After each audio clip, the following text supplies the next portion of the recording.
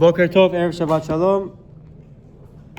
We are continuing the Halachot of Lashon Hara, being Mekabel and being Choshesh. So we said there are a few limitations to when we are allowed to suspect and be Choshesh of someone when we heard Lashon Hara. We're continuing with that one more category. However, activity which is optional is not included in this, even if without having heard the Lashon Hara, one would have not acted this way. So for example, we spoke about how when we are Choshesh, it can't necessarily change how we behave or how we treat the subject of the Lashon Hara. But the Chaim says that if one hears that an employee is stealing money from him, although he may not be Mekabel, he can't accept it to be the truth, and may not withhold wages on account of the Lashon Hara. At the end of the employee's contract, he is not required to extend his contract, even if he normally would have done so. So again, optional category, you don't need to be machmir on. You can suspect what you've heard and apply that in optional realm. Similarly, if one has your choice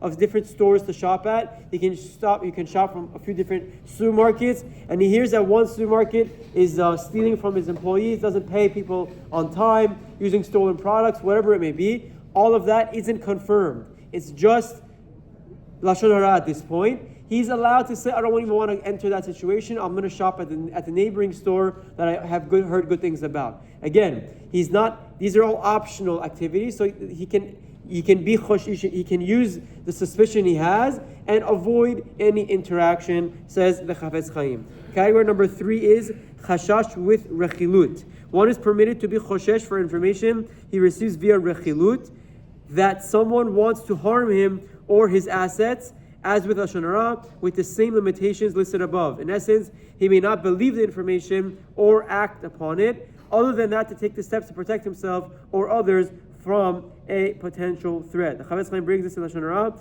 and he says that even if it pertains to monetary matters that someone stole from him, he may not withhold funds from owed to the alleged perpetrator or think of a scheme to recover money from him until he verifies the information. So again, with Rechilut, you heard someone is out to get you. You can't act upon it, but you can certainly, or you should definitely use that to protect yourself and proceed with caution. And last for today, how to be Choshesh. What is the correct way when suspecting others? What do you do? If the Lashon Hara is relevant and important for one to know, then the proper course of action is to conduct research into the matter in a permissible fashion. When asking people, one must inform them of the purpose of his questioning and that it is for valid reasons, and then act accordingly. He should rebuke the sinner based on the verified facts or stay away from him to protect himself from potential harm. So again, once you are tipped off that someone might be out to get you, you can't act on it. You need to verify it. You can do due diligence, and part of that process is explaining why you're looking into it. Again, not in a public forum, privately, reaching out to people directly to make sure you're doing it in a sensitive way. Chazak, Baruch, and Yitzchak, Mitzvot.